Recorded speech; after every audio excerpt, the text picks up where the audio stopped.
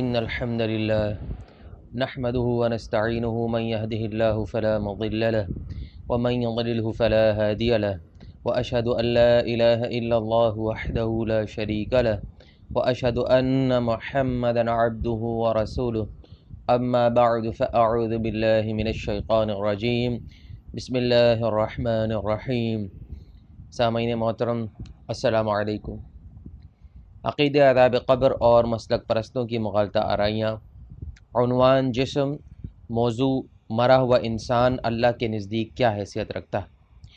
سامعین محترم، پچھلی دو پوسٹوں کے اندر ہم نے قرآن و حدیث کے دلائل سے یہ بات سمجھی تھی کہ قبر میں مدفون مردہ بے جان لاشا ہوتا ہے اور احساس و شعور سے عاری ہوتا ہے، لیکن اس کے برعکس فرقہ اہل حدیث کے عبد الرحمن کیلانی صاحب کا عقیدہ بھی آپ کے سامنے پیش کیا گیا تھا پچھلی پوسٹ کے اندر، جو مردے کو حواس اور شعور کا مالک جو ہے وہ سمجھتے ہیں۔ آج کی یہ تیسری پوسٹ ہے جس میں ہم اسی فرقہ اہل حدیث کے ایک معروف عالم قاری خلیل الرحمن صاحب کی مغالطہ آرائی اس معاملے میں اس کے اوپر نظر ڈالیں گے، اور اس کے رد کے اندر قرآن کے دلائل جو ہے وہ پیش کیے جائیں گے انشاءاللہ۔ سامعین محترم، فرقہ اہل حدیث کا ہر عالم و مفتی نئی نئی کہانیاں سناتا ہے۔ ہم نے سابقہ پوسٹ میں بتایا تھا کہ اب ہم قاری خلیل الرحمن کی ایک نئی منطق بیان کریں گے۔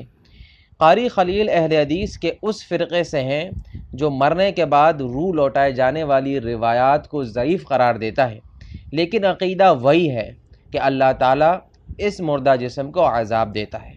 چنانچہ لکھتے ہیں، پہلی بات تو یہ ہے کہ کسی چیز کا بے جان ہونا صرف ہمارے لیے ہے، اللہ سبحانہ و تعالیٰ کے لیے کوئی چیز بے جان نہیں ہے۔ اس کا حوالہ ہے ان کی کتاب پہلا زینہ از قاری خلیل اہل حدیث صفحہ 45۔ اس سے قبل ایک دوسرے اہل حدیث کا بیان بھی آپ کی نظروں سے گزرا، اور اب ان موصوف کا یہ بیان بھی آپ کے سامنے۔ یہ لوگ اپنے آپ کو قرآن و حدیث پر چلنے والا بیان کرتے ہیں، لیکن کیا ان کی اس طرح کی تحریروں میں آپ کو قرآن و حدیث کی کوئی دلیل نظر آتی ہے؟ یہ ساری باتیں آخر لفاظی تک ہی کیوں محدود ہیں؟ اپنے ان عقائد کے ثبوت میں کتاب اللہ کا کوئی حوالہ کیوں نہیں دیا جاتا؟ دراصل عقیدہ پہلے سے بنا ہوا ہے اور کسی صورت میں قرآن و حدیث سے ثابت نہیں ہو رہا، اس لیے اب اس طرح کی منطق سے کام نہ لیا جائے تو پھر کیا کیا جائے؟ قرآن و حدیث سے ان کی اس منطق کا جواب دینا ہرگز مشکل نہیں، لیکن ہم بات صرف اس مردہ جسم تک ہی محدود رکھتے ہیں۔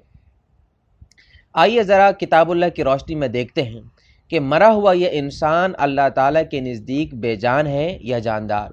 مالک کائنات سورہ النحل کی آیت نمبر 21 میں ارشاد فرماتا ہے، اموات غیر احیاء، مردہ ہیں، ان میں زندگی کی رمق تک نہیں۔ اسی طرح سورۃ الانعام کی آیت نمبر 36 کے اندر ارشاد فرمایا، انما یستجیب الذین یسمعون والموتى یبعثهم اللہ ثم الیہ یرجعون۔ حقیقت یہ ہے کہ دعوت حق پر لبیک وہی کہتے ہیں جو سنتے ہیں، رہے مردے تو اللہ ان کو اٹھائے گا، پھر وہ اسی کی طرف پلٹائے جائیں گے۔ سورۃ النمل کی آیت نمبر 80 کے اندر ارشاد فرمایا، انک لا تسمع الموتى، اے نبی صلی اللہ علیہ وسلم بے شک تم مردوں کو نہیں سنا سکتے۔ اسی طرح سورہ فاطر آیت نمبر 22 کے اندر ارشاد فرمایا، ان اللہ یسمع من یشاء وما انت بمسمع من فی القبور، بے شک اللہ جسے چاہے سنا سکتا ہے اور تم انہیں نہیں سنا سکتے جو قبروں میں ہیں۔ نیز سورۃ الرعد کی آیت نمبر 31 کے اندر ارشاد فرمایا، وَلَوْ أَنَّ قُرْآنًا سُيِّرَتْ بِهِ الْجِبَالُ أَوْ قُطِّعَتْ بِهِ الْأَرْضُ أَوْ كُلِّمَ بِهِ الْمَوْتَى، اگر کوئی قرآن ایسا ہوتا کہ اس کی تاثیر سے پہاڑ چلنے لگتے یا زمین پھٹ جاتی یا مردے کلام کرنے لگتے۔ سورۃ الانعام کی آیت نمبر 111 کے اندر ارشاد فرمایا، وَلَوْ أَنَّنَا نَزَّلْنَا إِلَيْهِمُ الْمَلَائِكَةَ وَكَلَّمَهُمُ الْمَوْتَى وَحَشَرْنَا عَلَيْهِمْ وحشرنا عليهم كل شيء قبلا ما كانوا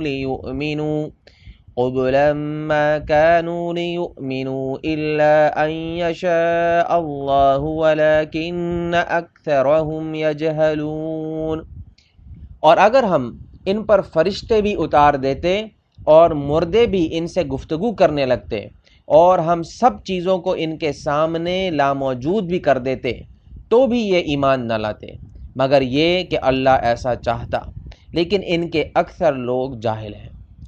سامعین محترم، ان تمام آیات میں اللہ تعالیٰ مر جانے والوں کو مردہ و بے جان کہہ رہا ہے، جو نہ سن سکیں اور نہ بات کر سکیں، اور یہ ایک کلیہ ہے جو ناقابل رد ہے۔ لیکن یہ مسلک پرست فرماتے ہیں کہ اللہ کے لیے کوئی چیز بے جان نہیں۔ اب اگر اللہ کے نزدیک یہ مر جانے والے بے جان نہیں تو قیامت کے دن اللہ کسے زندہ کر کے اٹھائے گا؟ یہ مسلکی علماء لوگوں کو اس قسم کی مشکوک باتوں میں الجھا کر اپنے خود ساختہ عقیدے کے لیے راہ ہموار کرنا چاہتے ہیں۔ اب انہی کا ظرف ہے کہ اللہ تعالیٰ کے فرامین کو اپنی تحریروں سے رد کرنے کی کوشش کریں۔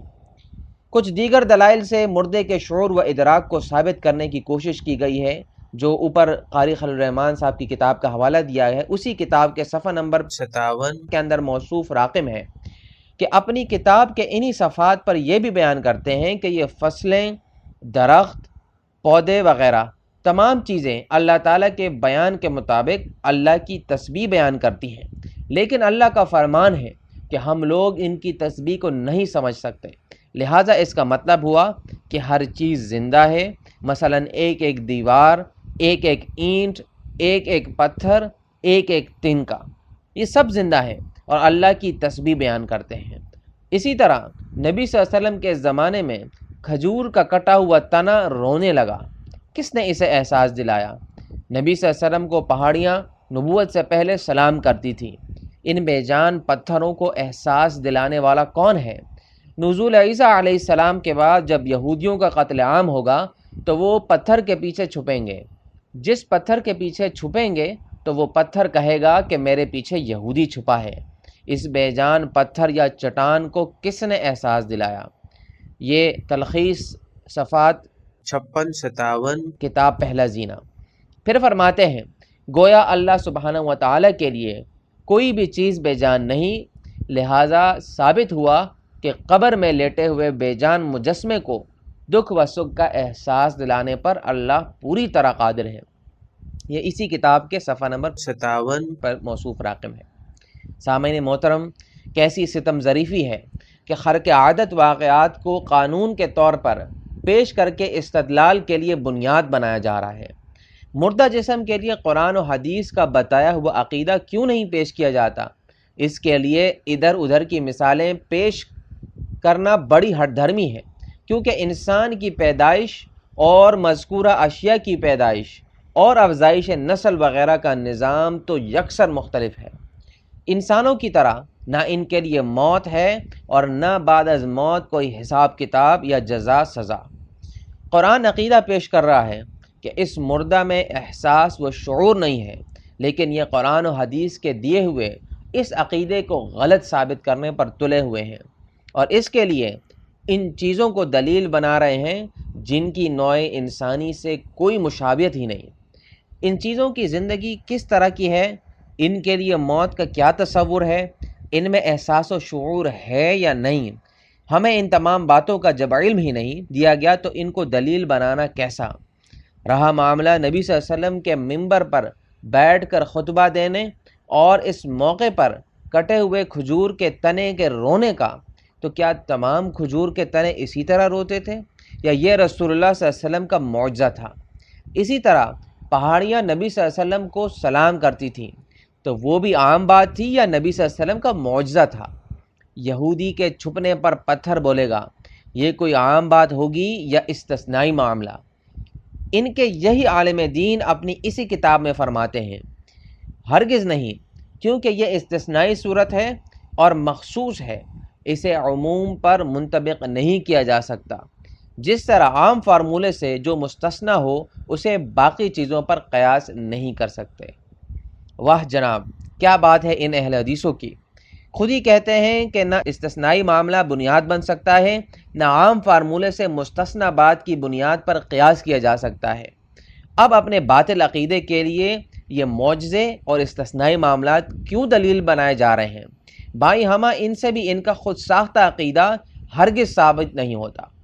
یہ مسلک پرست خود بھی ان باتوں سے مطمئن نہیں، اور ان کو معلوم ہے کہ جو کچھ وہ بیان کر رہے ہیں محض مغالطہ آرائی اور دھوکہ ہے۔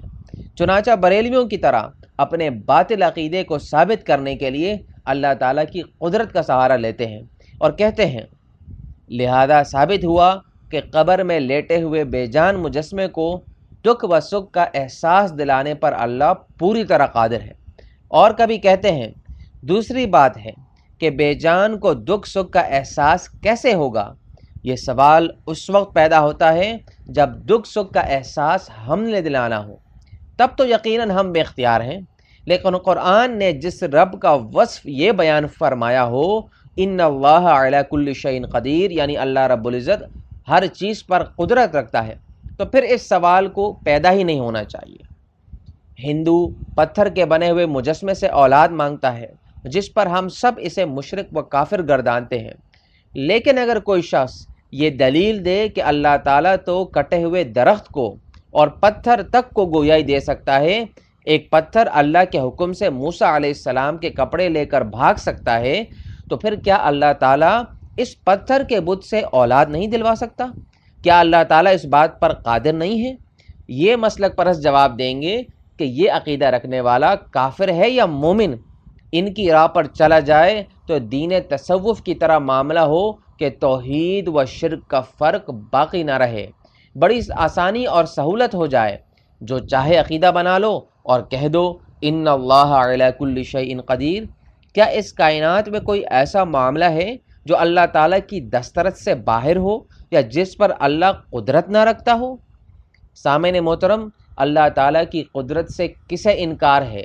یہاں بات اللہ تعالیٰ کے بنائے ہوئے اصول و قوانین کی ہے۔ اللہ رب العزت کے لیے ممکن اور غیر ممکن نہیں ہے۔ انشاءاللہ اگلی پوسٹ میں ہم ایک اور بہت بڑے اہل حدیث کی علمیت کا راز فاش کریں گے۔ اقول قولی ھذا استغفر اللہ لی ولکم ولسائر المسلمین۔